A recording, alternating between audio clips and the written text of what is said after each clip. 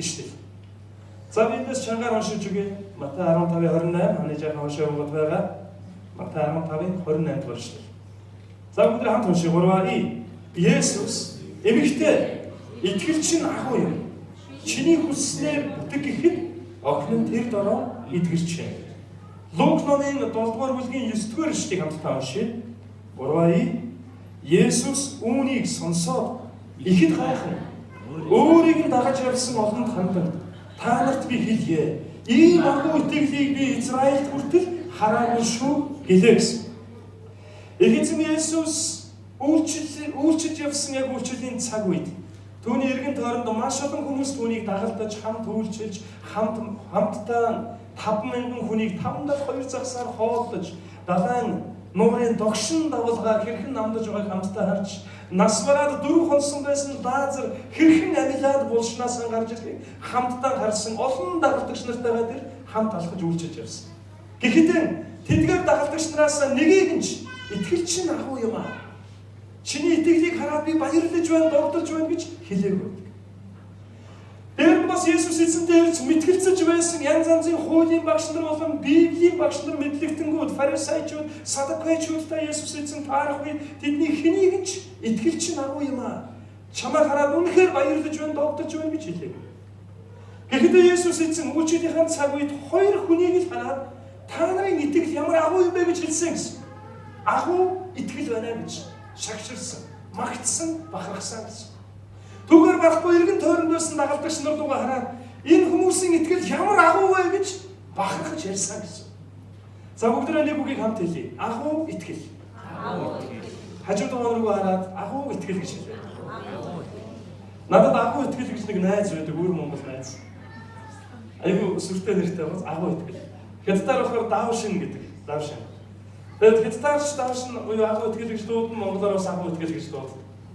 Тэгээд тэр найзгаа яг энэ сургаалыг бичиж байхдаа тэр найзгаа их бодлоо. Агуу итгэл гэдэг үг дахин харсан учраас. Тэгэхээр би та бүхэнд юу хуваалцах гэдэг вэ? Өнөөдөр хамтдаа агуу итгэл гэдэг сэдвээр эзний үгийг хуваалцах чанаа. Агуу итгэл. Энэ оны туршид бид итгэлээ улам илүү сонгох хэрэгтэй. Таны амьдралд яагаад сайн сайхан зүйл өрнөөсөө гэж бодож, залбирч, хүсэж хүлээдэгч хүсэн хүлээсэн сайн зүйл биш. Хүсээгүй таархан зүйлүүд өрнөөд байдгийг та мэдгүй. Яагаад амьдралтаа урагшлаасаа гэж та бодож чадах чинээгээр хичээдэгч заримдаа яг байрандаа гаццсан юм шиг санагдах өдрүүд таны амьдралд байдгийг та мэдгүй. Энэ нь таны юутай холбоотой юм бэ? Энэ нь таны эргэлзээгүйгээр итгэлтэй ч холбоотой гэдгийг бодох ёстой. Библи бидэнд маш олон газар итгэлтэй байхыг ятгадаг. Есүс эзэн ч гэсэн юу гэж хэлсэнээр би газар дээр ирээд итгэлийг олсонгүй гэж халагдсан. Хүний хүү газар дээр ирээд итгэлийг олох болов уу? Үнэндээ баг олохгүй дээ гэж халагдсан. Яг л өөрт нь ингэж 2 хүс тэглээр итгэх хүмүүсийг хаасаагүй хайж авсан. Харин эзэн Есүс өөрийн үжилийн цаг үедээ 2 хүний итгэлийг л агуу итгэл байна гэж хэлсэн. Нэг нь бол хариу үндэстэн бэлэвсэн үрэгтэй. Хүүхэд маш их хүнд өвчтэй болсон. Тэгээд өөрийнхөө хүүхдээ өөрийнхөө охиныг эдгэж өгөөч гэж Есүсийг үнэрдэг. Харин Есүс эзэн юу гэсэн бэ гэхээр эхлээд би Израилийн ард түмний төлөө явна. Эхлээд Израилийн хонь сүргийн төлөө би явна. Үнэн хэрэгтэй бол хүүхдийн талхыг буюу хүүхдийн хоолыг аваад ногтод хайж өгөх нь тийм зохистой зүйл биш ээ гэж их сонин зүйл хэлдэг. Яг энэ эсгийг уншаад надад юу гэж бодогддгоо хэрэг нөгөө агуу эзэн маань яагаад ийм сонин зүйл хэлвэ? Эзэн минь намайг эдгэж өгөөч гэдэг ирсэн чинь уучлаарай. Одоо яг ингэж ярьж байгаа гэсэн байхгүй. Ингэж ярил та нарт сонин санагдах уу? Хэн нэгэн цуглаанаар орж ирлээ, шинэ хүн орж ирлээ. Би энэ маш их өвчтэй байлаа гэж бод. Тэгвэл бутаг энэ гараа өргөд уучлаарай. Танаас нэг юм гуяа. Та номлолоо түр зогсоод миний төлөө залбирч өгөөч гэж. Тэгвэл бут би тэгж хэлж байгаа л да. Уучлаарай. Эхлээд би энд байгаа хүмүүс үгийг хуваалцсан, тэдний төлөө үйлчлэн, цаг гарвал таны төлөө залбирэн та дугуй сууж. Хүүхдийн юмыг аваад нохоон тайж өгөх нь ер нь зөв үү, буруу юу? Та юу гэж бодож байна? Гэж хэлвэл тань ямар санагдах вэ? Пастрын зөв үү гэж бодох уу? Танд их сонь санагдана үз? Пастор маань юу болчихоо? Яагаад хөргийн ядарсан өвчтөй хүний хараад нохоо шуугаар нь дуудаад байна? Харин эзэн Есүс яг л ийм хариулт өгсөн. Хүүхдийн юмыг аваад нохтод хайж өгөх нь зохистой зүйл мөн үү? Хэн ч юм хариултын хариулт эзнээс юу ч асуух. Харин өнөөх эмэгтэйгийн хариулт нэг байсан гэж. Тэмээ эзэн минь. Би бол нэг мөн нохоотой адил. Харин би яг л эзнийхээ ширээнээс унсан өвдөл цогтлоор нохот хоололдог шиг. Миний төлөө хуруугаар чамд хөдөлгөөсөн гэж би хүсэж байна. Миний төлөө та ямар нэгэн зүйл хийж өгөөч гэж би чин сэтгэлээсээ хүсэж байна. Би өөр хаашаа явах юм бэ гэж бараг хэлсэн гэсэн. Үүнийх нь хариуд эзэн Есүс Матай номын 15 дугаар бүлгийн 28 дугаар ишлэлийг хэлсэн. Есүс хэлж байна. Эмэгтэй, итгэл чинь агуу юм. Чиний хүсснээ бүтэг гэсэн. Охин нь тэр дөрөв яасан гэсэн бэ? Итгэрсэн. Яг л үүнтэй адилхан бас нэгэн хүний итгэлийг эзэн агуу гэж дурдсан. Тэр хүн бол Ромын цэргийн 100 ангийн дарга байсан. Тэгээ Ромын цэргийн дарга байсан өнөөх хүн маань өөрийнх нь нэгэн зар зүгдсэн учраас эзнээс эдгэрлийг гуйж өөрөө ч тэр хүнтэй уулзах замсгүйгээр өөр нэг хүнийг явуулсан. Тэгээд юу гэж хэлсэн гэхээр эзэн минь та манайд ирээд хэрэггүй. Би бол Ром хүн. Израильчүүдийг зовоодог, израильчүүд гараад үдсэн яддаг, израильчүүдийн хувьд бол жигшмээр тийм үндэстэн хүн. Би Ром хүн. Танаа үндэстнийг колончилж, боолчилж байгаа Ром гаралтай хүн. Тэгэхээр та тийм агуу хүн. Манай гэрийн босхийг давж, манай гэрт орж ирэх нь зовсгүй юм аа. Харин та зүгээр байгаа газараасаа үгээ айлдаач. Таны үг маш хүчтэй. Дээр нь та бүхнийг захирдаг агуу нэгэн гэдгийг би мэднэ гэж хэлсэн гэсэн. Тэгээ юу гэж хэлсэгээр эзэн минь би зарим цэргүүлдэ тийшээ явгавал тэд явдаг, ийшээ эргэвэл ирдэг, жагс гэвэл жагсан, тар гэвэл тарна. Яг л үүнтэй адилхан. Та бүхнийг захирдаг эзэн гэдэг би итгэж байна. Та зүгээр л үгээ хэлж гэж хэлсэн. Харин бүгдээрээ түрүүний унсан ишлэлээр эргээд очих юм бол Лук 7:9-р ишлэлээр Есүс үүнийг сонсоод ихэд гайхан өөрийг нь дагаж явсан олонд хандаж буюу өөрийг нь дагаж явсан дагалдагч нар руу эргэж хараад тэгээд юу гэж хэлсэн бэ? Бүгдээр хамт уншия. 3 Та нарт би хэлье. Ийм агуу итгэлийг би Израильд хүртэл хараагүй шүү. За яг энэ үгийг сонсоод дагалдагч нар ч ичиж өгсөн. Амар дагаал аягүй хүчтэй явж ирсэн чинь тэр хүнтэй уулзсан удаа эргэж хараад та нарт би хэлье. Та яг төсөөлж үзтээ дагалдагч нар руу гараад хэлж. Та нарт би хэлье. Би ийм агуу итгэлийг Израиль та нарын дунд олж харсангүй ээ нүдний улаан. Уг нь бол бурхны үгийг эрт дээр үеэс судалсан мэдсэн өвөг эцгээс уламжлан авсан итгэлийн хувьд бол хамаагүй хүчтэй урд алхаж явах хэрэгтэй үндэстэн байсан. Түүгээр болохгүй тэр дундаас 12-ыг Есүс эзэн дагалдагч болгож сонгосон. Гэтэл өөрийг нь дагалдаж яваа хүмүүс рүү хараад Есүс эзэн хэлж байна. Би та нарт хэлье. Израиль хүмүүс байж ичээж. Ийм агуу итгэлийг би та нарын дунд олж харсангүй гэж. Яна бурхан бидэнд ингэж хэлүүлье. Та нарт би хэлье. Эзний чуулганд явдаг, магтан дуулдаг, залбирдаг, Библи уншдаг юм байж ийм итгэлтэй байвал уг зүгээр байна да. Тэр солонгоо ахлагч маань цуглаан өдөртөгтэй бас гарч ирээ хэлжсэн. Нэг пастор гарч ирээд үг хуваалцахаа өмнө цуглаан эхлүүлэхээ өмнө дандаа нэг үг хэлдэг байсан. Юу гэж хэлэхээр за манайхаа өнөөдөр яг эзэнд жинкнээсээ итгэцгээе. За яг одоо жинкнээсээ бүгдээр итгэцгээе эзэндээ гэж хэлээд эхлүүлдэг байсан. Тэгэхээр заримдаа бидний тэр маш олон мэдлэгүүд байдаг. Харин итгэл дутуу байгаагаас болоод бидний амьдралд ямар нэгэн сайн зүйл өрнөдөггүй. Энэ хоёр хүнд яг адилхан нэг зүйл байсныг Есүс эзэн харж, магтаж, саашааж, бусдад хүртэл рекламдан бахархсан. Юу гэж хэлсэн бэлээ? Агуу итгэл юм аа. Ийм агуу итгэл, ийм хүчтэй итгэлийг би Израильд харсангүй. Эмэгтэй итгэл чинь агуу юм аа гэж хэлсэн. Тэнд итгэлээр эзнээс ирж гуйсан, харин эзэн тэдний залбирал яасан бэ? Гуйлтанд Биелсэн. хариулсан. Лук номын 7:9-р ишлэлийнхаа сүүлийн хэсгийг харъя. Ийм итгэлийг хараагүй гэж хэлсэн. За харин энэ хүний яг Есүс эзэн айлдсан тэр цагт өнөөх зарцсан эдгэрсэн түүхээр яг энэ түүх дуусна. Тэгэхээр би та нарт юу хэлэх гээд байна гэхээр өнөөх эмэгтэй болон Ромын цэргийн 100 ангийн дарга аль нь залбирлын хариултаа авсан. Тэд эзэнд итгэлээ бүрэн даатгсан, эзэн ч тэдний асуудлыг бүрэн шийдсэн. Бүгд хамтдаа энэ үгийг хэлье. Бүрэн шийдсэн. Бүрэн шийдсэн. Хариултаа авсан. Хариултаа авсан. Эдгэрсэн. Эдгэрсэн. Хангагдсан. Хангагдсан. Өрөөгдсөн. Өрөөгдсөн. Чөлөөдөгдсөн. Байж Чөлөөдөгдсөн. байгуулсан. Яасан учраас хангагдаж өрөөгдсөн юм бэ? Итгэсэн. Итгэсэн учраас. хажууд байгаа руу гараад хэлдэг. Итгэсэн гэж байна. Бид итгэлгүйгээр эзэнд таалагдах нь боломжгүй. Тэнд итгэсэн хариулт авсан. Маш олон хүмүүс тэр үед асуудалтай байсан. Тэгэхдээ тэр хоёр хүний хариулт бүрэн дүрэн ирсэн. Есүс эзэн өнөөдөр ч гэсэн өөрлөө итгэн найдаж ирж байгаа хэн бүхний асуудлыг шийдсээр байгаа. Эзэн өгч юм уу, үгүй ч юм уу, эзэн хангах ч юм уу, хангахгүй ч юм уу гэсэн эргэлзээгээр биш. Харин итгэлээр эзэн рүү ойртон ирж байгаа хэн бүхний асуудлыг эзэн өнөөдөр ч гэсэн шийдсээр байгаа. Тэр бол хувиран өөрчлөгдөв.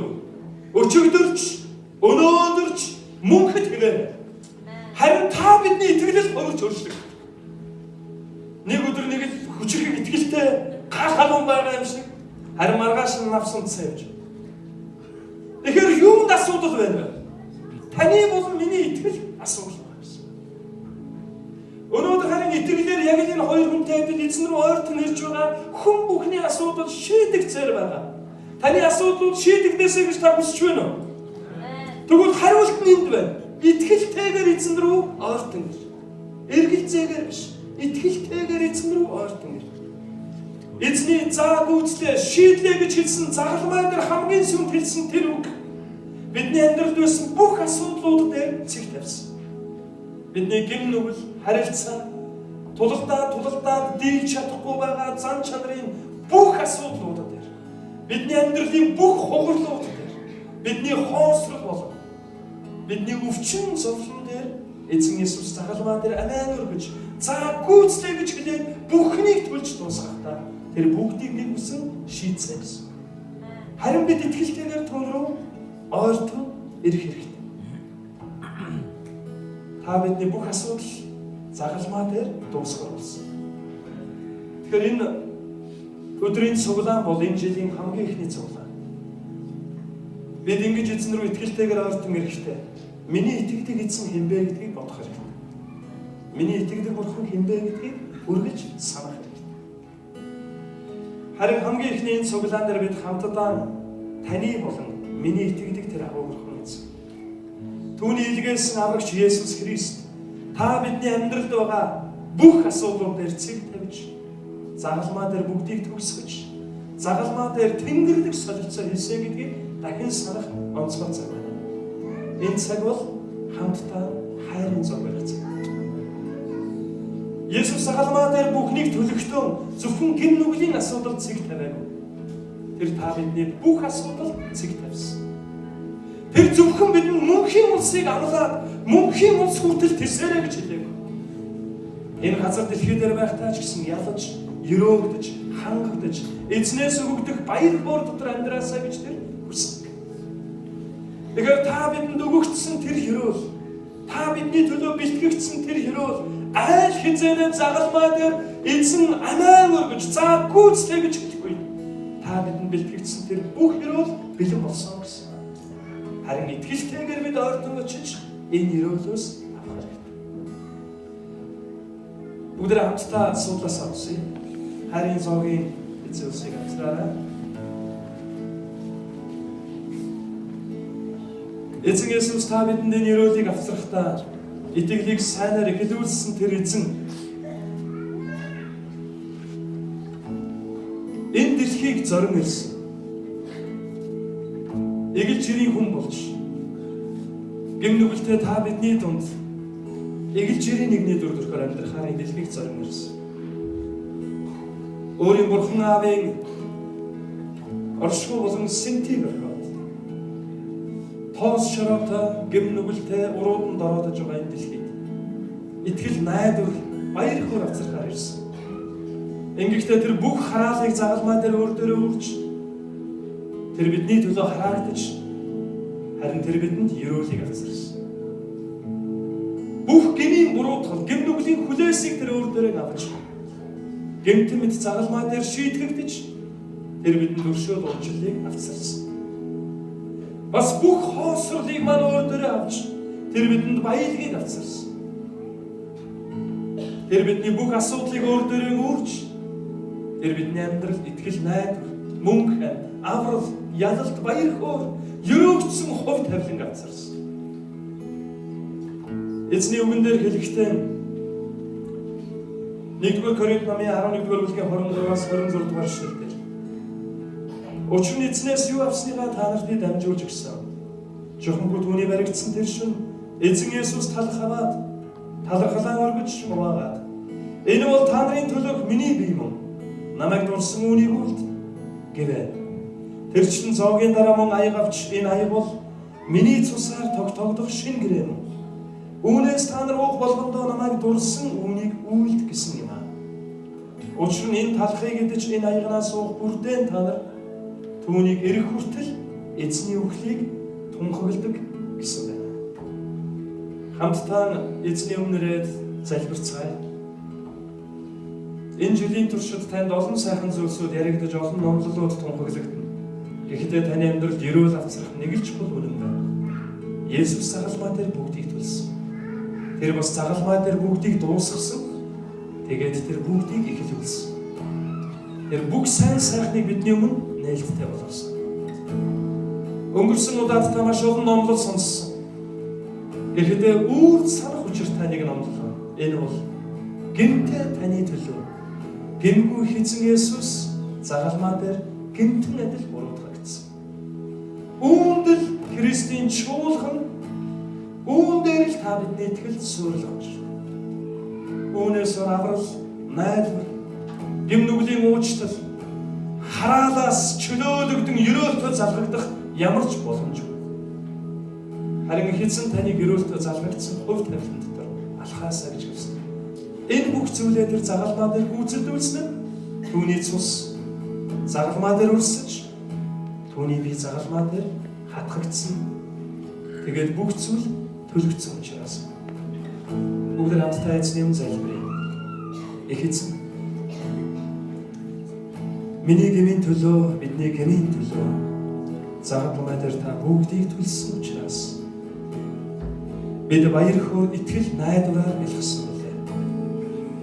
Их эзэн минь ээ, би яг одоо таны өмнө энд байгаа дарс болон талхыг талархан өргөж байна. Энэ дарс болон талхыг бидний төлөө өрссөн таны ариун цус, бидний төлөө хатгагдсан таны гэмгүй ариун биеэр бид төсөөлөв. Тэр бүх төлөөс бидний гмийн төлөөс болж тэр бүх нулимс бидний өмнөөс урсаж тэр бүх өвдөлт бидний өвдөх ёстой байсныг та өөртөө үүрснийг бид санан талархан залбирч байна. Их эзэн, ирж байгаа 19 оны туршид бид итгэлтэйгээр танд ойртон очиж бидэнд ерөөл ивэл баяр хөөргийг авчирсан таны өмнө итгэлтэйгээр залбирч, итгэлтэйгээр магтаж, итгэлтэйгээр амьдрахад бидэнд туслаарай. Энэ нь миний өмнөөс та ялсан учраас билээ. Миний өмнөөс бүх төлөөс төлөгдсөн учраас билээ. Бид талархан хайрын зоогийг таны хүндэтгэн бид бас хамтдаа талархан хүртэж байна. Эзэн Есүсийн нэрээр. Амен. Та наашаа гарч ирээд эзэн Есүс тань руу ирсэн дугайд та түүний цус болон түүний бие рүү ирж байгаа. Түүний аврал болон нэгүсэл, түүний ерөөл болон баяр хөөр рүү ирж байгаа сэтгэлээр та наашаа гарч ирээд талах дарсыг аваарай. Тэгээд талах дарсыг аваад байрандаа очиод талархан залбираарай. Дараа нь бүгд хамтдаа хүртье. Хамтдаа харин.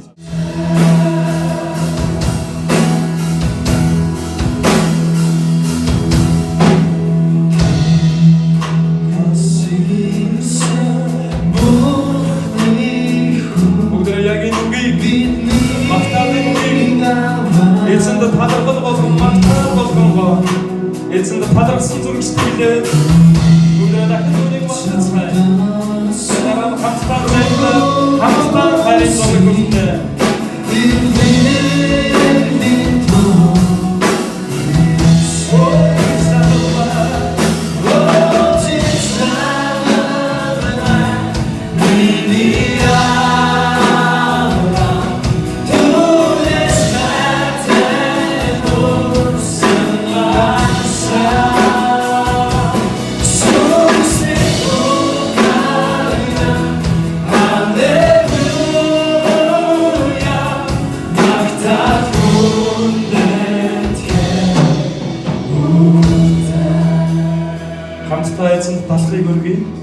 Их эзэн минь миний гмийн төлөө, бидний гмийн төлөө таны бие талах адил хогчогдож эзэн минь бидний амьдрал бүтэн болсон гэж талархаж байна. Хамтдаа дарсыг өргөн залбирая. Эзэн минь миний болон бидний гин нүглийн төлөө таны гингүй ариун цус цагаалмаа дээр урсаж бидэнд аврал найдвар ирсэн талархаж байна. Есүс та бол бидний найдвар. Та бол бидний аврал билээ. Бид талархан талах болон дарсыг хүртэж байна. Амен. Өнөөдөр талах дарсыг хүртэцгээе.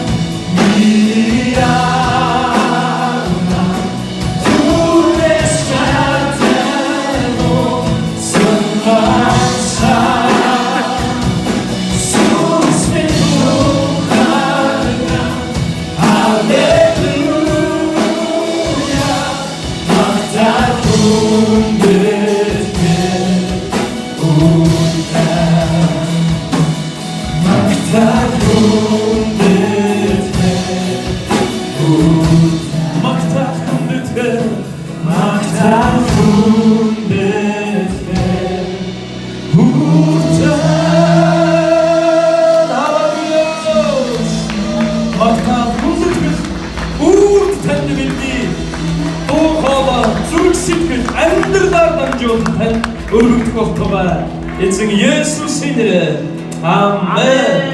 Амен. Бүгд хүнсээ. За өнөөдөр шинэ оны эхний өдөр эзэнд яг зориулж эзэнд хүндэтгэл өгөхөөр бид хамтдаа цугласан энэ чухал цаг дээр бас олон чухал зүйлүүд болж байна. 19 оны туршид хамтдаа үйлчлэх өдөртөгч нар маань амлалт бас тусалгааны цаг байлаа. Чуулганаараа хамтдаа хайрын зов барих чухал нандин цаг байлаа. Харин одоо үргэлжлүүлээд би агуу итгэлийн талаар дахин хэсэг чухал зүйлийг танд хуваалцсан. Ерөөлийн залбирал хийгээд өнөөдрийн цуглаан өндөрлөнө. Бүгд дахиад нэг удаа хэлье. Агуу итгэл. Агуу итгэл. Хажуудаа ах дүүргөө хараад энэ жилийн туршид агуу итгэлтэй байя гэж. Ер нь бид итгэлийн тухай ярих үед нэг хүний талаар заавал яригдах хэрэгтэй байна. Тэр хүн хэн бэ? Эрдэнэ юу? Ганц гахлагч юу? Хэн бэ? Итгэлийн тухай ярихаар, агуу итгэлийн тухай ярихаар нэг хүний талаар зайлшгүй яригдах хэрэгтэй болно. Рут. За та өөр өөрсдийнхөө дуртай сайн мэддэг бахтруудынхаа нэрийг хөрдөж өгч. За харин би та бүхэн Авраамын талаар маш товчхон нэг чухал зүйлийг ярив. Дэлхийд даяар энэ цаг үед амьдарч байгаа 7 тэрбум хүний ойролцоогоор бараг 50% нэгнэ. Авраамыг таньдаг. Авраам гэдэг нэрийг мэддэг. За дээр нь хамгийн багадаа бодоход 3 тэрбум орчим хүн Авраамыг ямар нэгэн байдлаар хүндэлдэг. Тэндээс баггүй хувь нь Авраамыг миний сүнсний итгэлийн үлгэр дуурайлал гэж хүндэлдэг. За тэр гаруй хүмүүс нь Багдаан бодгоо тэр хүн гаруй хүмүүс нь бүр өөрийнх нь итгэлийн эцэг гэж Авраамын талаар тунхаглав. Тэгэхээр Авраам бол яахын аргагүй юм алдартай хүн байх нь Библиэлд ч гэсэн Авраамын талаар их олон газар гардаг. Харин Авраамын түүх Эхлэл номын 12 дугаар бүлгээс эхэлж Харан гэдэг нутагт нэгэн хүн амьдарч байсан. Тэр хүний нэр бол Авраам. Орон нутгийнхаа хамгийн царайлаг гэсэн нэгэн бүсгүйтэй гэрэлсэн. Гэхдээ түүнд маш олон асуудал байсны нэг нь тэр сайхан бүсгүйтэй гэрэлсэн ч тэр хоёрын дундаас нэг ч хүүхэд төрөөгүй байсан. Хичээж амьдардаг, зүрхсдэгл нь бас зөв, сайхан залуу байсан. Тэгээд өөрийнхөө орон нутгийн хамгийн царайлаг бүсгүйтэй гэрэлсэн баач хүүхэд байхгүй. Тэр хоёрт байсан хамгийн том асуудлын нэг бол хүүхэд байсан. Харин Бурхан түүнтэй нэг өдөр ярихдаа хүүхдийн талаар ярьсан. Ингэхдээ нэг хүүхэдтэй болчих юмсан гэж магадгүй бодож байсан баг. Гэтэл Бурхан нэг хүүхэд гэж бүр тэднээр дамжуулан Тэнгэрийн од шиг олон далайн нэргийн эз шиг олон үр хүүхэд заяана гэж Бурхан ярьсан. Тэгээ Бурхан Авраамд нэгэн онцгой хувь тавилан гэж санал болгосон. Авраам чи миний зааж өгөх газар руу яваарай. Тэгвэл би тэр үед тэр зааж өгөх газар руу чи явах үед те миний чамд амлсан амлалт биелээ болж чамаар дамжуулан нэг байтугай Тэнгэрийн од шиг олон далайн нэргийн эз шиг олон бүхэл бүтэн үндэснийг би чамаас бий болгоно гэж хэлсэн. Яг энэ яриа өрнөж байх үед Авраам биш Авраам гэдэг нэртэй байсан. Авраам гэдэг нэрний гол утга учир нь юу гэхээр эцэг гэсэн утгатай. Эцэг аав гэсэн утгатай. Эцэг аав гэсэн утгатай байсан ч аав болж чадаагүй байсан гэсэн. Харин манай зарим залуучууд маань аав болохоор айгүй гоё догдож баярлаж Бурхны билгийг бүр нандин нь хүлээж авч байгааг хараад талархдаг шүү дээ. Нэг залуу маань над руу ирээд "Пастра, 2 зураастай мэдээ шүү. Би чадсан" гэж тэгж хэлээ. Чадсан. Ер нь бид нар өөрсдөө амны билгээс ашны билгээс хүүхдүүдтэй гой нэр өгдөг л дөө. Харин Авраамын аав нь Авраам ямар нэр өгсөн бэ гэхээр Авраам аав гэдэг нэр өгсөн, эцэг гэдэг нэр өгсөн. Харамсалтай нь яг нэртэйгээ адилхан амьдарч чадаагүй. Гэрэлсэн аав болж чаддаггүй. Харин Бурхан энэ амлалтыг өгч энэ амлалтыг Авраамд хуваалцаж байх үед Авраамын нэрийг солихоор шийдсэн. Ерөөсөө чамайг би бүхэл бүтэн үндэсний эцэг болгоно. Тэгэхээр чамайг өнөөдрөөс эхлээд Авраам биш Авраам болгоё гэсэн. Харин Авраам гэдэг үгний ямар утгатай вэ гэхээр үндэстнүүдийн эцэг гэсэн. Эцэг гэсэн нэртэй нөгөө хүнийг Бурхан дуудаад би чамайг эцэг болгомоор гэхдээ бүр үндэстнүүдийн эцэг болгоё гэж хэлсэн. Энэ амлалтыг авах үед Авраам 75 настай байжээ. Нас өндөр байсан байгааз. Тухайн үед хүмүүс 100 гаруй настай байсан учраас 75 таа гэдэг нь яг гэрэлтэг нас байсан юм шиг байна. Одоо харин 75 таа гэдэг нь ямар байх вэ? Үхдэг нас. Яг явдаг нас чинь. Одоо 20 мөртөө гэрэлж байгаа хүмүүс өсвөр насндаа л гэрэлж яддаг шүү байна. Тэгээ 75 настай Авраам Сара тэр хоёр гэрлээд яг Бурханаас амлалт авч явах үед Авраам арай болж амжаагүй Авраам байх үед нь Бурхан амлалтыг өгсөн 75 настай байна. За тэгээд Бурханаас амлалт авсан Бурханы хэлсний дагуу Авраам шийдвэр гаргаад Харан нутгийг орноод Бурханы зааж өгсөн газар руу явсан. Харин Хеврей номын 11-р бүлэг дээр Харан нутгийг орхихдоо хаашаа явсан тодорхойгүй байсан тухай гардаг.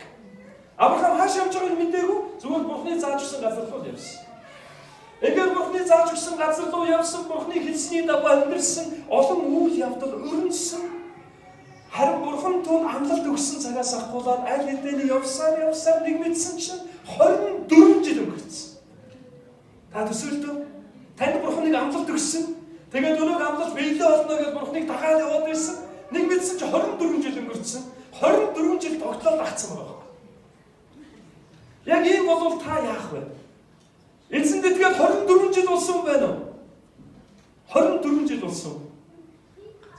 Авраам итгэлийн амьдрал тулаад 24 жил болсон. Анх Бурхантай уулзсан амлалт ирсэн, амлалт биелээгүй 24 жил болсон. Би бол итгэлийн амьдрал тулаад 19 жил болж байна. Гэхдээ 24 жил Бурхан амласнаа биелүүлнэ гэж Авраам итгэсээр байсан. Харин нэг өдөр итгэл нь алдарч мэдэх үйл явдал болсон. Нэг өдөр Авраам өөрөө анзаарсан чинь нэлээд өтөлсөн. 75 таа байсан Авраам 99 настай болсон. 99 настай болно гэдэг чинь ер нь бол өвөө болцсон явж байгаа шүү дээ. Гэхдээ аавч болж явж байгаагүй л тооч. Бурхны амлалт биелдэж эхнэрээр дамжуулж өөр удам өгнө гэсэн амлалт явсаар нэмэгдсэн Авраам 99 настай. Эхнэр Сарагаа анзаарсан ч юу болсон гэж? Эмээ болсон. Гэхдээ Библиэлд бүр юу тэмдэглэсэн бэ гэхээр хүүхэд төрүүлэх чадвараа алдсан гэж байна. 99 настай болсон. Хүүхэд төрүүлэх чадваргүй болсон. 99-тэй эмээ ч одоо жирэмсэн гэж юу аах вэ гэж Авраам бодсон байна. Эхнэр Сарагийнх нь хувьд хүүхэд төрүүлэх чадвараа алдаж өөрөө 99-тэй өвдөн болсон. Гэхдээ тэр үед Авраам эзэнд гомдлож нөгөө амлалт хайж ба гэж эзний өмнө юу ч өгүүлээгүй хэлээгүй. Харин Бурхан яг 99 настай байх үед нь өөрийн тэнгэрлэг чиглэж Авраамд дахин айлтсан. Авраам тэгээд 99 настай эмэгнэн жирэмсэлтэй гэдэг мэдээ сонссон. Авраам ямар байсан бол? Это ахлагч маань их ойлгож байгаа шүү. Их л хэцүү байсан та. Харин эхнээс нь ямар байсан бол? Яг үйл явдал өрөмж байгаа Сара майхан дотор суугаад Авраам болон эзний одоо тэ дуу хоолой ярьж байх үед тэрийг сонсон гоо Сара инээж байдаг майхан. Хөөстө сайхан авч байна. Би яг жимслэж юу вэ чи инээдэг байхгүй. Харин яг инээж байгааг энэ сонсоод тэнгэрч хэлдэг. Сара чи яагаад инээгээд вэ? Чи Бурхан боломжгүй гэж бодоод байна уу? Гэсэн чинь Сара яг мэдс гэж би инээхгүй шүү дээ гэж. Яг Библиэлд тэгэж байна. Би инээгээгүй шүү дээ гэсэн. Би чамайг инээхийг мэдсэн. Би инээгээгүй. Гүгшээ инээ хэрэгтэй байгаа шүү дээ. Тэгээ дотроо инээж яг би жирэмслээ шүү. Жирэмслээ хардлах өгөөл тийм 99-тэй инээ. Яг тэгэж харагдаач гэдэг. Тэгсэн чинь тэнгэрч хэлдэг. Сара чи энэ жил жирэмслэн. Тэгээд дараа жилийн үдид чиний өвөр дээр Бурхны амлсан амлалт байх болно гэж. Харин дараа жилийн үдид юу болдог вэ манайхаа санаж байна уу? Сара Исаакийг төрүүлж, хүүхдээ төрүүлдэг. Тэгээд Сара магтаж, Сара тунхаглан хэлэхдээ хэн Сара хүүхэд төрүүлээд хөгүүлж яах гэж хэлэх юм бэ? Бурхан ямар агуу юм бэ гэж эзнийг магтдаг. 99-тэй нэгэн маань жирэмслээд хүүхэд төрүүлсэн. Настай эмгэн өвгөө хоёрын хувьд бол нарна гэж Бурхны амлалт биелэхийг амьдралынхаа бүр бодтоор харж тэгээд баяр хөөр инээмсэглэл ирсэн учраас хүүгээ харахтаа баярлан догдолж инээмсэглэл гэдэг нэр харилсан байна. За бүгдээрээ Ром номын 4-р бүлгийн 19-р эшлэлийг хамтдаа уншийе. Хамт уншийе. 3 Тэр суугаар насалсан тул биеийн бараг өгснийг болон Сарагийнх нь умаа өхмөл болсныг мэдсэн хэдий ч итгэлээр бороо болсонгүй. Харин Бурхны амлалтын талаар тэр үйл итгэн тэмдэглэжгүй. Харин ч итгэлээр хүчрхэгчтэй. Бурханд алдрыг нь өргөн, Бурхан амласнаа биелүүлэх чадвартай гэдэг бүрэн итгэлтэй байлаа гэсэн. Аамен. Хоёр үгийг хамтдаа хэлье. Итгэлээр дороо болоогүй гэж хэлье. Итгэлээр дороо болоогүй. Бүрэн итгэлтэй байлаа гэж хэлье. Бүрэн итгэлтэй байлаа. Хажуудхан руу хараад итгэлээр дороо болж болохгүй шүү. Бүрэн итгэлтэй байгаарай гэж хэлээ. Авраамын итгэлээс бид 3 чухал зүйлийг маш хурдан харъя. Эхнийх нь бидний хувьд боломжгүй болох үед Бурхны цаг эхэлдэг гэдгийг бид харах. Бидний хувьд боломжгүй болох үед Бурхны цаг эхэлдэг байна. Авраамын итгэл нь бидний үнэхээр зоригжуулдаг бөгөөд бодит амьдрал салгашгүй үедээ холбоотой зүйл түүний амьдралд өрнөж байна. Тэр бие махбодоо сайдар анхаарч ажигласан яасан бэлээ өвгөн болсон. Эхнэр нь хүүхэд төрүүлэх чадваргүй болсон. 75 та байх үедээ бол боломжтой байсан л да. Гэтэл 99 настай болсон бөгөөд ямар ч боломжгүй болсон. Тэдний хувьд бүх зүйл яасан бэ? Дуус. Ямар шанс байхгүй. Тэдний хувьд дуусах үед Бурхны хувьд эхэлсэн. Та нар доктор Ванлугийн дугурмаа гэж пастрыг таних уу? За, Ванлугийн дугурмаа пастор маань хурим их хөтэлдэг. Би бас хурим хөтэлдэг. Тэгээд дугурмаа пастор маань ер нь настайгаасаа дугурмаа пастор залуугаасаа би гэдэг бид хоёр ер нь Христийн бие дотор айл нь тэгээд хурим хөтөл нийтэнд очиж хоёулаа би энийгээ зарлаж дуулна нэг хөвгөлтэй болдсон шүү дээ. Тэгээд манай дугурмаа пастор маань урлагийн хүн нэг газар хөрөмтөөр өргөдөд очсон чи манай дугурмаа пастор маань 3 дээлтэй, лимптэй, гитартай, морь уртаа очсон. А би болохоор нэг дээлтэй костюмтэй очсон. Би бас дараас орж байгаа юм яаж. Тэгээд би гараад хормоо götürж явж байгаа дүгэрмэн мастрыг зарлан. За банлуугийн дүгэрмэн мастер маань гарч ирээ шинэхэн айлын жаврыг үргээж жавруугүй жаргал дүгэрмэн байгаасаа гээд хуурынсаа аялгууд атнаа. Тэгсэн чи дүгэрмэн мастер маань шар хууртайгаа шар хантаасаа гарч ирээ хуураад авчлаа. Татад дуусаад орон гутаа дахиад намайг зарлаа гэж тэгж. За ингээд дүгэрмэн мастер маань гарч ирээ сайхан лимбийн сайхан аялга өргөнөө гэсэн чи хардаа хэлдэг лимбтэйгээ. Тэгээд лимбтэй гарч лимбтэйс лимбтэж байгаа манай дүгэрмэн мастер маань ороод тэгээд дундуур нь хүмүүс дуулуулаад гэсэн чи одоо дахиад нэг зарлаа гэж тэгж.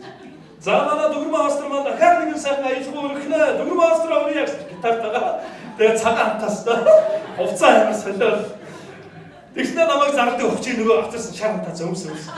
Тэгээд шар хантаас гарч ирсэн юм дөө. Тэгээд нэлээд олон хормоноор бас хамт явсан. Харин нэг өдөр дүгэрмэн мастертай ярьж байгаа нэг юм ярьсан. Мастраа дүгэрмэн нэг ямар ч юм боломжгүй байна л да энэ дээр. Ер нь жоохон боломж таарахгүй байна гэж нэг юмний талаар ярьлаа. Тэгсэн чинь дүгэрмэн мастер маань хариулт өгсөн бэхээр тэг бүх боломж дууссан гэсэн үг. Тэгж оо тийм. За заашгүй дээ яамаа даа гэж. Тэр гайхал явчихлаа. Юу вэ чи боломж урвахгүй байна гэдэг чинь гэж бодлоо. Тэгсэн чинь дүгэрмэн мастер маань яг саяны Авраамын амьдралаас сурж болох чухал зүйлийг олдсон. Ашгүй дээ. Бидний арга тасарсан бол болгон дэртэй. Тэгвэл бурхных эглэх гэж байна да. Бидний хөрн дуусчээж эзнийхээ хэлдэг юм шүү дээ. Тэгээ бид өөрсдийн арга байхад найддаг. За ингэвэл их чинь болохгүй бол их чинь бүр болохгүй бол ихчээс авч бүр болохгүй дахиад алах гэдэг шиг юм. Тэгэхээр бидний боломж дуусахуйд бурхны боломжийг хаалгаа яаж гэх. Авраамын хувьд бол боломж дууссан. Харин бурхны боломж ихэлсэн. Бидний цаг дуусаж эзний цаг эхэлдэг гэсэн. Амен. Миний амьдралд бас яг энэ зүйл тохиолдсон. Яг энийг би бэлдээд залбирч явахад бурхан нэгт бүхийг маань сануулсан. Тэгээд миний амьдралд тохиолдсон энэ түүхүүдийг ч гэсэн бурхан өөрийн алдрын төлөө миний амьдралд зөвшөөрсөн гэж бодлоо. Бид хоёр эзний гайхамшигаар анхны өвнө үлгээж авсан 2005 онд харин эмчнэр өгч хэлсэнгээр дахиад хүүхдтэй болохгүй байхаа гэж хэлсэн. Харин 2009 онд би Ваяны дэдээс сурж байх үед нэгэн орой яг залбирал донд эзэн нэг үзэгдэл өгсөн. Өнөө үзэгдэл донд би юу харсан бэ гэхээр манайх дахиад хүүхэдтэй болж байгааг харсан. Тэгээ нөгөөх маань нэлээд сахилахгүй хувцас гэж би өгөөд хувцастайгаа шатан бэн дээр майк тавин гэж гүгэлэх юм. Тэгээд нэг дээр гараад нэг дор нэг хажуугаар нэг энд гараад ирсэн амар ядарч яах гэнэ. Амар өчгөн тема гэж бодож байна. Тэгсэн чинь бурхан юу сануулсан би дахиад чам дөрөв хүүхдүүд өгнө гэж хэлсэн. За тэгээд эзнээс энэ үзэгдлийг аваад тэр үедээ сэтгэл их сайхан болсон. Гэхдээ би явцсан дунд мартсан. Яг 2019 оноос хойш 2012 он хүртэл 12 он хүртэл 3 жилийн туршид би бараг энэ үзэгдлийг мартсан. Харин нэг өдөр манай яг ажил дээр Игэл телевизээр нэгэн иш үзүүлгийн үйлчлэл хийдэг хүн ороод гараад явж байхдаа надтай үүдэнд таарсан. Тэгээд оогийн чи завтай юу? Завтай. Хоёулаа нэг уулзаад уулзсан.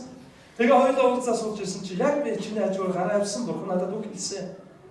Тэгээ би чиний амьдрал бурхан хийх гэж байгаа хэд хэдэн юм хэлье гэж хэлсэн.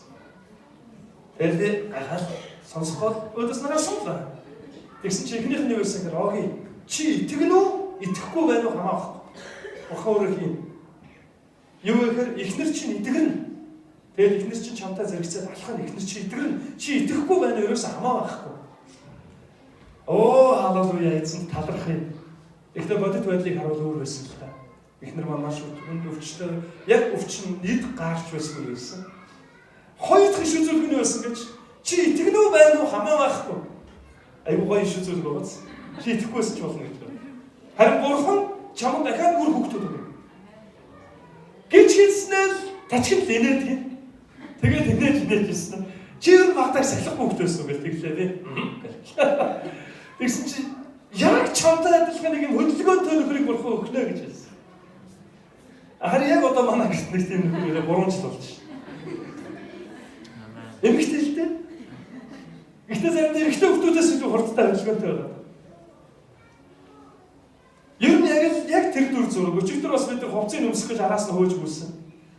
Тэгэл баригддаггүй анаа нь хөөж гүйж байгаа болохоо байгаараа надаас тусамж гуйгаад битээр илбэж байгаа өмсүүлсэн. Хувцаа тайлж идэл тэр тунцтай малж байна.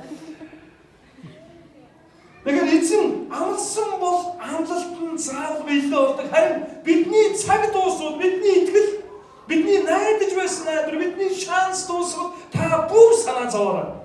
Харин Бурхны шанс эхэлнэ гэдгийг бодох хэрэгтэй. Бидний боломж дуусах үед эзний боломжууд эхэлдэг. Би таныг өрөөл. Таны боломжууд их олон удаа дуусаасаа. Тэгээд Бурхны боломжуудтай залхахтаасаа. Болохгүй бол ингэ болохгүй бол их чинь гэсэн олон санаануудтай дуусгар болоосаа гэж ерөөлөө. Амен. Хоёрдугаар нь бид Авраамийн амьдралаас сурж болох зүйл итгэл бодит байдлыг үгүйсгэдэггүй. Харин түүнээс ч илүү бодиттой зүйл байгааг бидэнд дандаа сануулдаг. Бид заримдаа ингэж андуурдаг. Бодит байдлыг харахаар зовлон байдаг, дутагдаад байдаг, асуудал байдаг, бэрхшээл байдаг. Тэгээд бид итгэлээр өгч харахаар итгэлээр харахаар ингэж ойлгоод байдаг. Зовлон байхгүй байна. Асуудал байхгүй. Ойлгож байна уу те?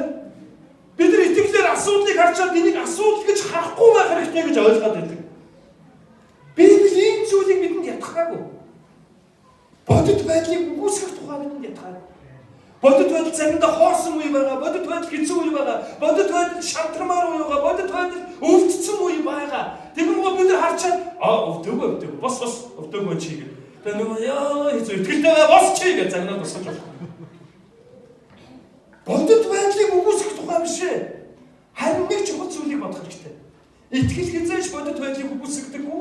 Харин бодит байдлаас илүү нэг бодиттой зүйл байгааг бидэнд дандаа сануулдаг.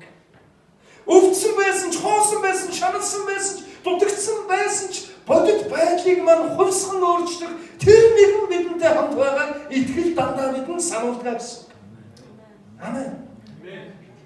Итгэл бодит байдлын эсрэг зүйлийг харгаж бидэнд ятгадаггүй. Харин бодит байдал өөрчлөгдөх боломжтой гэдгийг харгаж ятгадаг. Учир нь бодит байдлаас ч илүү бодиттой нэгэн. Болж байгаа, өрнөж байгаа асуудлаас ч илүү бодиттой нэгэн бидэнтэй хамт байдгаа гэдгийг итгэл дандаа бидэнд сануулдаг. Авраамын хувьд бодит байдлаа харсан үнэхээр бодиттой байсан тийм биз? Харин бидний сайн унсан ишлэл дээрээс харвал Авраам бодит байдлыг үгүйсгэлээ гэж гараагүй. Харин Авраам итгэсээр л байсан. Энэ бодит байдал дундаж гисэн Авраамын итгэл дорой болоогүй. Мөн үү?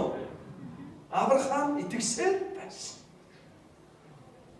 Тэгэхээр ахтуус бодит байдлыг итгэл үгүйсгдэг юм аа. Харин итгэл бодит байдлаас ч илүү боломж бидэнд дандаа байгааг сануулдаг. Мартин Лютер гэж 15 дугаар зууны үед чуулганд сэргэлтийн хөдөлгөөнийг эгэл үйлссэн нэгэн агуу өдөрдөж ингэж хэлсэн байна. Нөхцөл байдлыг эргүүлж араатны хүзүүг мушигдаг нь итгэлийн мөн чанар юм аа гэж байна. Энэ нөхцөл байдлыг үгүйсгэх тухай биш харин эргүүлж оронгоор нь өөрчлөх чадах тэр нэгэнд итгэн найдаж араат мэд араашмта ярцл зуулан байгаа асуудлуудыг оронгоор нь өөрчилж чадах зүйл бол итгэл гэж байна. Тэгэхээр ахтуус минь бодит байдлыг үгүйсгэх тухай бурхан бидэнд огт заадаг биш. Харин бодит байдлыг давж гарах, оронгоор нь өөрчлөх тэр агуу нэгэн бидэнтэй хамт байгааг дандаа сануулдаг байна. Библиэлээс хэрвээ бид харах юм бол итгэлийн бүх баатрууд бодит байдлын асуудал бэрхшээл олон зүйлүүдтэй тэр тулж ирсэн. Тэдний амьдралд маш олон бодиттой асуудлууд байсан. Бүх итгэлийн хүмүүс бодит байдал дээр асар хэцүү асуудал тулгарч байсан гэдгийг бид бодох хэрэгтэй. Жишээ нь Давидын өдөөс тулж ирсэн Филистийн хүчрхэг тэр дайч бодиттой аврагэр байсан. Энэ зүгээр хийсвэр мөдөрслөл байгаагүй бодит аврагэр байсан. Гэхдээ түүнийг ялтан дийлэх итгэл найдвар түүнтэй хамт байгаа Израилийн бурхан эзний нэрээр би чамаа гэж Давидтэй тунхаглаж байсан. Надтай хамт байгаа Израилийн бурхан эзний нэрээр. Тэгэхээр Давидын өдөөс тулж ирсэн тэр дайсан бол Голиат бол аврахан байсан, тэр бол бодит дайсан байсан, бодит асуудал байсан. Йосеф болон худалдагдаж гүтгэгдэн шоронд орсон ч бодиттой асуудал байсан. Мөн үү? Бодит болсон түүх. Танд ч гэсэн үнэхээр бодиттой асуудлууд гарч ирнэ. 19 онд ч гэсэн бодиттой зүйлүүдтэй та тулна. Гэхдээ танд сануулгах нэг чухал зүйл бол итгэл бодит байдлыг үгүйсгдэггүй. Харин түүнээс ч илүү бодиттой зүйл байгаа, бодиттой боломж байгаа, асуудлуудыг ялах бодиттой хүч чадал тантай хамт байгаа Бурханыг танд өргөж сануулдаг гэсэн. Бүгд хажууд байгаа ах дүүс рүү хараад хэлье. Ямар ч цаг үед Бурхан бидэнтэй хамт байгаа. Бодит асуудлууд бодитоор өөрчлөгдөн гэдгийг итгэл бидэнд сануулдаг юм шиг. Амен. Гуравдугаарх нь Авраам бол агуу итгэлийн хүн. Бүгд хамтдаа хэлье агуу итгэл. Итгэл гэдэг үгтэй холбоотой түүхүүдийг ярил ихэвчлэн Авраамын түүхүүдийг л пасторууд номлодог. Тэр үнэхээр агуу итгэлийн хүн. Олон хүмүүсийг л Авраамтай итгэлтэй болъё гэж бодож, хүсэж, мөрөөдөж, зорж, тэмүүлж, оролдох хийж бас залбирдаг байна. Гэхдээ гол чухал зүйл нь агуу итгэл нь саад бэрхшээлтэй тулдгийн шүү. Агуу итгэл гинтгэн дотроос оволцоод гараад ирдэггүй, гинтгэн дээрээс тосолгоо шиг асгарчдаг. Агуу итгэл бүр итгэлийн хүмүүс бүгд саад бэрхшээлүүдтэй тулгарч тэрхүү саадуудыг даван гэж ялан гарснараа тэд үнэхээр агуу итгэлийг харуулж бас бусдад үлгэрлсэн. Бүгд эргээд Ром 4:19-с 22 дугаар эшлэгийг хамтдаа харъя. Ром 4:19-с 22. Тэр таны дараагийн төвчгөр Ром 4:19-с 22. Хамтдаа уншъя. Тэр 100-аар насалсан тул биеийн баг өгснийг болон Сарагийнхан умаа өвхмөл болсныг мэдсэн хэдий ч итгэлээр дорой болсонгүй. Харин Бурхны амлалтын талаар тэр үйл итгэн тэнэгэлцэлгүй. Харин ч итгэлээр хүчрхэгчтэй. Бурхан алдрыг нь өргөн. Бурхан амлснаа биелүүлэх чадвартай гэдэгт бүрэн итгэлтэй байлаа. Тиймээс энэ түүнийг зөвхт байдал тооцоолсон юм аа. Авраам юунд итгэсэн гэсэн бэ? Бурхны үгийг амлсан. Дахиад асууя. Авраам юунд итгэсэн гэсэн бэ? Бурхны амлснаа биелүүлэх чадвартай гэдэг. Бурхан амлснаа биелүүлэх чадвартай гэдэгт итгэсэн. Бурхны үг биелээ олно гэдэгт итгэсэн. Бурхны үгэнд, Бурхны амлалтанд итгэсэн. Авраам бодтой асуудалтай тулгарсан гэсэн ч итгэлээр дорой болоогүй. Бүрэн итгэлтэй байсан. Харин юунд итгэсэн бэ гэвэл Бурхан амлснаа биелүүлнэ гэдэгт итгэсэн. Та итгэж байна уу? Та үүнд итгэдэг үү? Бурхан амлснаа биелүүлнэ гэдэгт та итгэдэг үү? Амен. Бурхны үг гарцаагүй биелээ болно гэдэгт бид эргэлзэхгүй байх хэрэгтэй. 18-19-р зууны хүчирхэг номлогч Билли Грэхэм хэлэхдээ бидний итгэлийг хүчирхэгжүүлэхийн тулд Бурхан бидэнд өгсөн гол багаж бол Библи юм аа. Хэрвээ бидний итгэл Библиэд суурилагдаагүй бол үндэснээс нь сунгалан авсан цэцэг шиг маш хурдан хатна гэж хэлсэн. Авраам Бурхан амлснаа биелүүлнэ гэдэгт итгэсэн буюу Бурханы амлалтанд итгэсэн, Бурханы хэлсэн айлцсан үгэнд итгэсэн гэж хэлсэн. Тэгэхээр бидний итгэл яг Бурханы амлалтан дээр, Бурханы үгэн дээр суурилах хэрэгтэй. Асуудлууд таны амьдралд нүүрлээ, бэрхшээлүүд таны амьдралд нүүрлээд ирвэл та бэрхшээлтэйгээ нүүр тулж болох нэг чухал алхам байна. Энэ юу гэхээр Бурханы амлалтыг дийлгээд тунхагл. Бурхан амлснаа биелүүлнэ гэдгийг тунхагл. Бурханы үгэнд итэг. Болж байгаа үйл явдлаас ч илүү ихээр болж болох Бурханы үгэнд итгэх гэсэн. Удахгүй таны амьдралд өрнөж эхлэх Бурханы үгнүүдэд итгэх.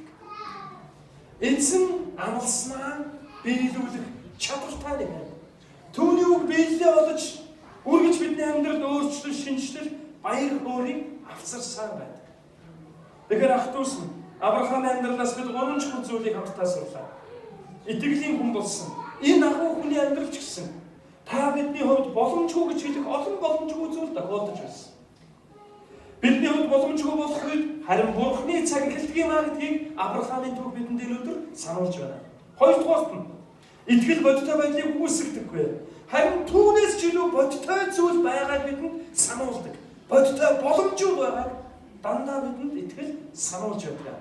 Гуравдугаарт нь агуу итгэж гисэн саад бэрхшээлтэй тулдаг бөгөөд харин ямар ч саад бэрхшээл тулж ирэхгүй.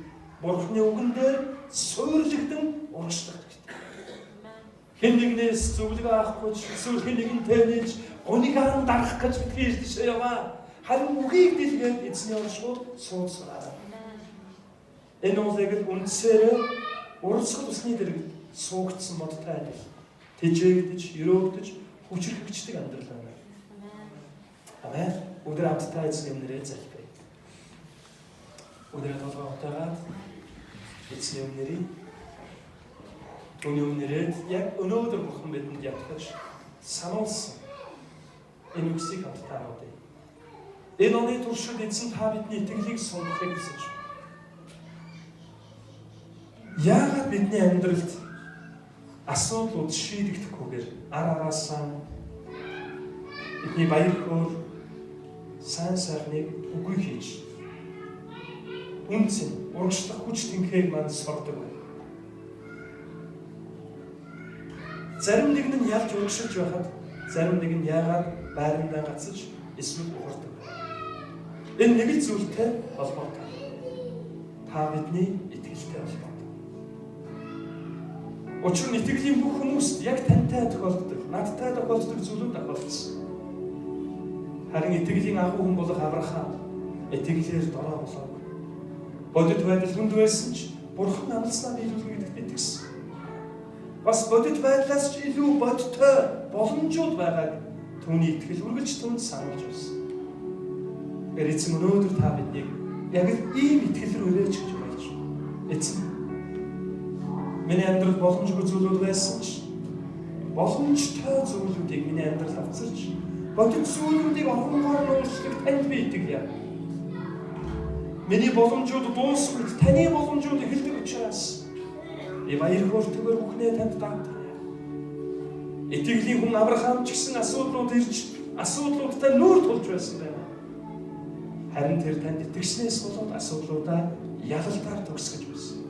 Би ч бас танд итгэж, танд найдаж, таны амлалтан дээр суурилсан амьдралаар амьдрья гэж та эзний өмнөрөөд шийдвэрээ түүнд хэлэн залбираасаа гэж би таныг уриалж байна. Өдөр хамтдаа залбирая.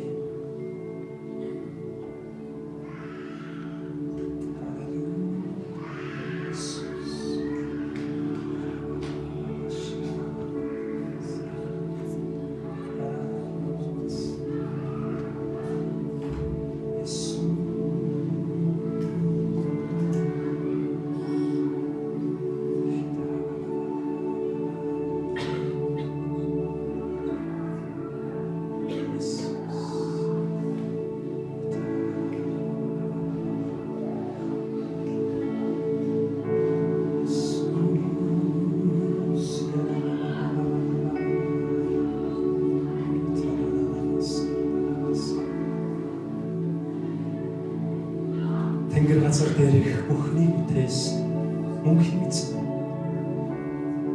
Эхэлж байгаа энэ 19 оны туршид бидний итгэл улам илүү сунгагдахад татсан. Итгэлээр барьж байгаа гэж. Альва зүйлийг итгэлийн үдээр харж. Эзэн танд найдаж итгэлээр дороотолгүй цаг үргэлж хүчрхэгч багшлах байсан.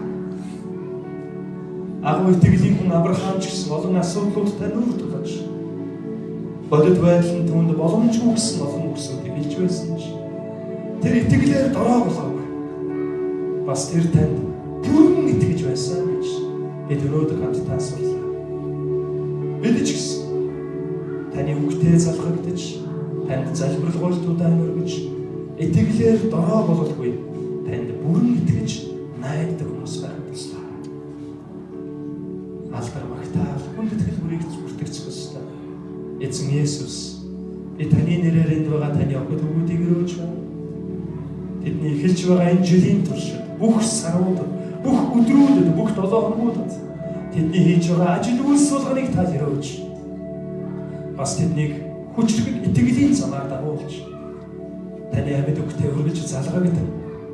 Таны асрдаг амар тайван баяр хөөрөөр гэр орон бодол санаа амьдрал нь цаг үргэлж бэлгсэн байгаар та өрөөж өгөөрэй. Бас энэ жилийн туршид тэд таныг дагалдан, бас бусдыг тань руу дагалдуулан, дагалдагч бэлтгэдэг, дагалдагч нар болж өсгөх та туслаа. Тэдний амьдрал дээр бүх төрлийн өрөөлийг цугтгаж өгөөрэй. Санхүүгийн өрөөл, эрүүл мэндийн өрөөл, харилцааны өрөөл, амжилт, баяр хөөр энэ бүх өрөөлүүдээс бүр илүү ихээр хайр, төвчээр болон итгэл, залбирлын өрөөлүүдийг та суллаж өрөөж өгөөрэй. Алдар, хүнд итгэл, магтаал